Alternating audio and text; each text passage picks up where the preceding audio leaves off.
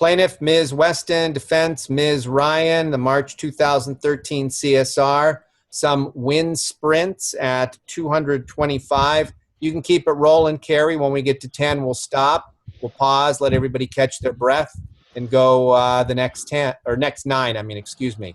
1 to 9 and so forth. All right, here we go, guys, for a minute, beginning with Ms. Weston. Ready? Begin.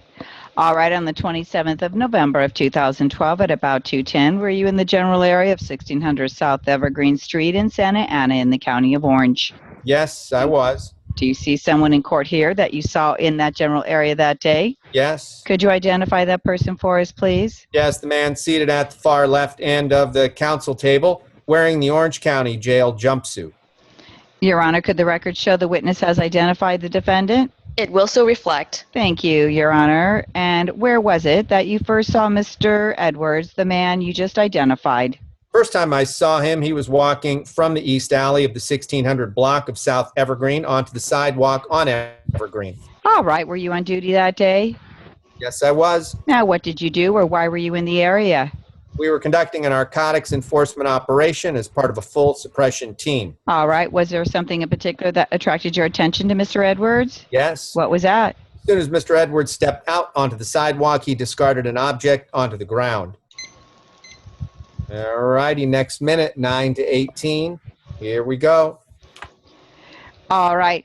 Was that when he came into view of you and also then you were within view of where he was walking? That's correct. Did anyone go and retrieve the item that he discarded? Yes. And who retrieved it? Detective Burns, he's my partner. Detective who? Burns, B-U-R-N-S. Thank you. Did you have an opportunity to examine the item that was discarded? That's correct. Would you describe that for the court, please? Sure, it was a clear, small Ziploc baggie containing a white crystal-like substance which resembled methamphetamine. Did you have an opportunity to, or did you subsequently weigh that substance? Yes. All right. Did you weigh it in the Ziploc baggie? Yes. All right. And what was the true weight of the substance? It was 0.8 grams. All right. Did you form an opinion with regards to whether or not that appeared to be methamphetamine or not? Yes. What was your opinion? My opinion was that it was meth. Objection, lack of foundation. Sustained. Move to strike. Last answer will be stricken. Your Honor, if I could have a moment. All right. What happened after you saw Mr. Edwards discard this item? Mr. Edwards walked in our direction. I asked him if I could speak to him. He said yes. We began our contact. All right. 18 to 27. Ready. Begin.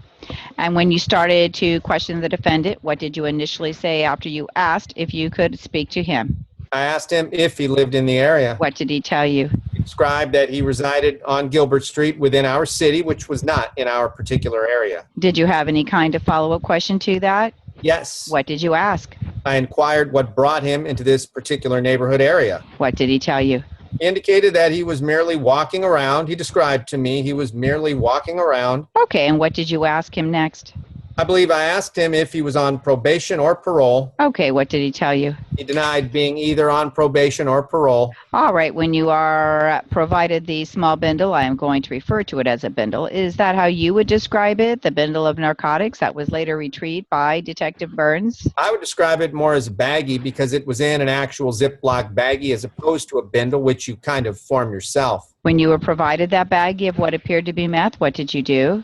Based on that confirmation of what it was and based on my opinion and my observations, I placed Mr. Edwards under arrest for possession of meth. All right, 27 to 36. Here we go. Hold on to your hats. Ready. Begin. All right, after placing him under arrest, did you take a cell phone from Mr. Edwards? Yes. And what happened with that cell phone? Where did you put that?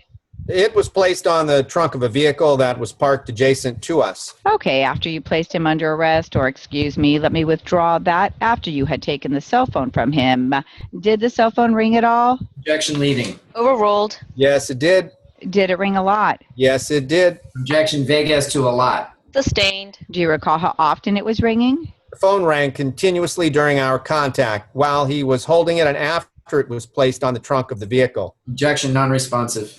I will just strike the entire answer. Yes, Your Honor. Move to strike. Counsel, you can ask the question again. Will you describe for us how often the phone rang after you contacted Mr. Edwards? I would estimate that the phone rang at least, that there was at least an incoming call per minute during our contact. Okay. Did you or any other officer at any point in time pick up that cell phone and answer one of the incoming calls? Correct. We both did. I answered the phone on one occasion as well as the assisting officer. Objection. Whoops.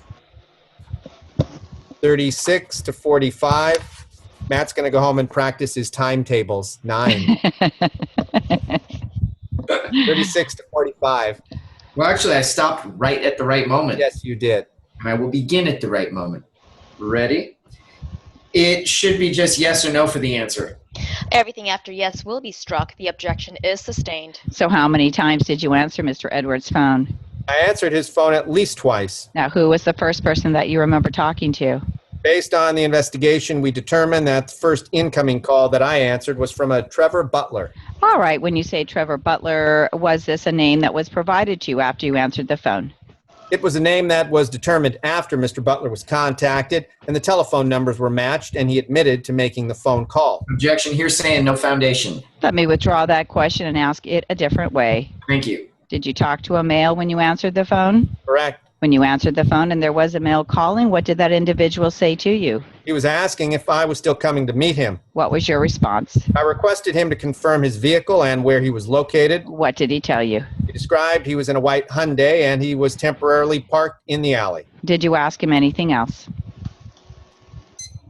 All right, 45 to, let's go to the reset.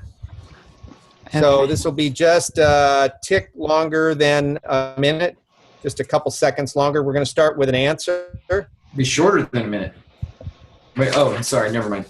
Like I said, Matt's going to go home and work on his time. Never mind. I don't even want to hear it. Okay. It's all right. okay, Matt. Starting with an answer. I asked for a further description of where he was located. He described he was immediately next to a red SUV. I also asked him to confirm what he was waiting for. Okay, what did he tell you?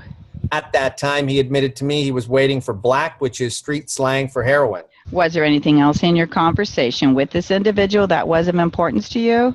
Nothing that I can think of at this time. All right, did you also answer a phone call in which there was a female calling? Objection leading. Overruled. Yes, I did. All right, and what happened when you answered that call? She also asked if I was still coming to meet her. What did you say? During that conversation, I also tried to confirm what, in fact, we were meeting for as far as what we had previously agreed on. And what was her response?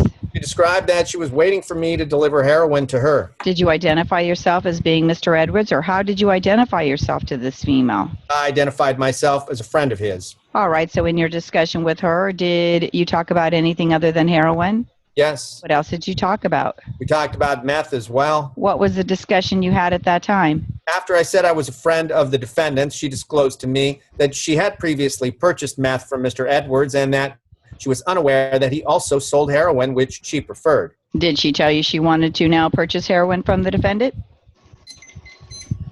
All right, from the reset there to count 9. So here we go, another minute, starting with an answer. Ready? She agreed to also purchase heroin from the defendant, which he was ready to deliver to her, and she would have to pay him for that on Friday because she had already spent her money on the meth.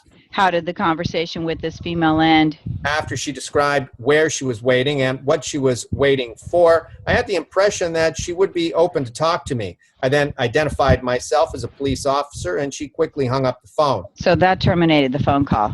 Yes. All right, now during the phone conversation with the man, you asked where the man was and what type of car he was driving. Is that right? Correct. All right, did another officer then go to that location? Yes. Have you talked to that officer about what took place at that location? Yes. Who was that officer? Dan Rodriguez. All right, did he tell you whether or not he made contact with someone at that location? Yes. Did Officer Rodriguez tell you whether or not he was able to retrieve a cell phone from the individual he contacted at this location? He told me that he was able to obtain the cell phone of the male he contacted and that the male consented to him reviewing his call log.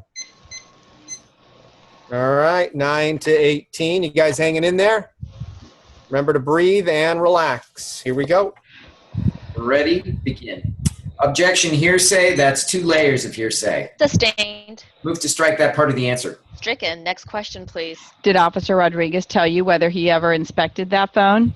Yes. Did he tell you whether or not he was able to observe the call log for that number? Yes. What was the conclusion in regards to the numbers that he observed on the phone? We were able to verify the calls between the various phones by checking the numbers and the call logs. Did Detective Rodriguez indicate he found anything else in the alley when he contacted the people there? Yes, a meth pipe was in the white car. Objection, speculation, and foundation on if it was a pipe for smoking meth. You can lay some foundation. How long have you worked with Detective Rodriguez? Well, I have worked with him as partner for at least a year and as a member of the same team for almost 3 years. We have worked together under different circumstances for about 7 years. All right. Have the two of you both worked in narcotics cases? Yes, we have. Have you both undergone training in the recognition of all types of narcotics and things used to ingest narcotics? I object. It is vague. It is also speculation. Sustained. That's fine. Next question, please. All right, 18 to 27. Here we go. Can you tell me whether or not you two together have ever arrested people for possession of drugs and also found some items like pipes used to smoke the drugs? Yes, we have. Have you both interviewed the people that you have arrested for those crimes? Yes. And have you interviewed them together, the two of you? Yes. And does your partner have the experience to recognize a meth pipe when he sees one at a crime scene? I object. Lacks foundation. Sustained. Back to the phone calls that you answered. Now, would you describe for us what Mr. Edwards did when you or other officers attempted to answer incoming calls on his cell phone? Yes, Mr. Edwards reacted by raising his voice and yelling out, both in English and Spanish, that they were talking to the cops. He was telling the incoming caller that they were speaking to a cop. I object. Speculation as to whether he was actually alerting these people. Overruled. Subsequent to the defendant's arrest, was he interviewed at the police station? Yes, he was. Was he first advised of his Miranda rights? Yes. Did you advise him of his Miranda rights? Yes, I did. How did you advise him of his Miranda rights? I read them verbatim, straight from the form that we are required to use. 236. Here we go. All right. And did Mr. Edwards indicate to you that he understood each of his rights? Yes. And did you subsequently then question him with regards to what had taken place that day? Yes. All right. Did you ask him about the baggie of what appeared to be meth that was placed into evidence? Yes. What did he tell you? He denied ever possessing the drug. Did you say anything about that to him? Yes. What did you say? I offered him the opportunity to submit to a DNA test so we could compare that to the sample taken from the actual evidence found at the scene. And what did the defendant do when you gave him that offer? He refused. Objection. That is not relevant to our proceedings here today. Pardon me, I'll withdraw the objection. Okay. Did you ask him about the phone conversation you had with the woman who had called his number? Yes, I did. Okay, officer, what did he tell you about that? He admitted he was previously with a female at the park and that they had ingested narcotics while they were together. Did you ask him whether or not he had sold some drugs to any woman that day? Yes. What did he tell you? He denied it. Nothing further at this time. Counsel, you may proceed. All right, 36 to 45. Okay, ready, begin. When my client told you that he had used meth with a woman earlier that day, did you ask him anything with regards to his usage? Yes. What did you ask him? I questioned him if he would be willing to submit to a chemical test to confirm that he was actually a user of narcotics. And was he willing to submit to that chemical test or that blood test? No, he wasn't. Was he required to submit to that test? No, absolutely not. Okay, when Mr. Edwards was arrested, was a search performed of his person? That's correct. All right, and when he was searched, did you find anything that would be consistent with someone who uses narcotics? No, I did not. Did you find anything consistent with someone who sells drugs? What do you mean? For example, did you find any packaging supplies on my client? No, I did not. Did you find any large amounts of cash on his person? He had approximately $100 on his person. Is that a large amount of cash consistent with drug sales? I believe it is, yes. What else did you find on my client that led to his arrest? There were many factors that caused the defendant to be arrested that day. Could you share those with us, please? All righty, to the end. So last minute and some change. Here we go, beginning with an answer. Well, a couple of them was his location. He said he was merely walking around that area, yet he doesn't live in the neighborhood. But that isn't a crime to be walking around away from your home, correct? In addition, he was receiving many calls on his cell phone from people who were wanting to purchase drugs. Are you speaking of the two people you identified earlier? There were other calls. Those two are the ones I personally spoke to. My partner spoke to more than that. Well, I think we will have to wait for that testimony. Objection. That is argumentative, Your Honor. Well, let's just have a question, please. Now, did you form an opinion that the substance that was found in the bindle was a usable quantity? Yes. Will you explain your understanding as to what that means to you? Of course, usable quantity is any amount that could be manipulated for use. Just to be clear, is that consistent with your interviews of people you have arrested in the past? Yes, it is.